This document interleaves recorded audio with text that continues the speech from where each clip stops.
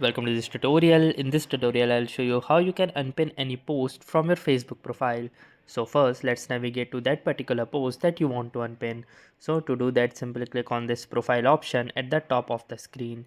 Then once you are inside your profile, simply navigate to that particular post that you want to unpin. So here you can see that under the pin post, I have this single post right here.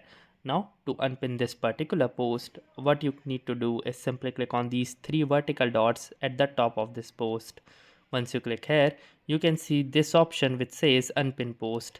Simply click on this option and here you can see that this post has been successfully unpinned. So that's it for this video. I'll see you in the next one. If you like this video, make sure to hit the like button as well.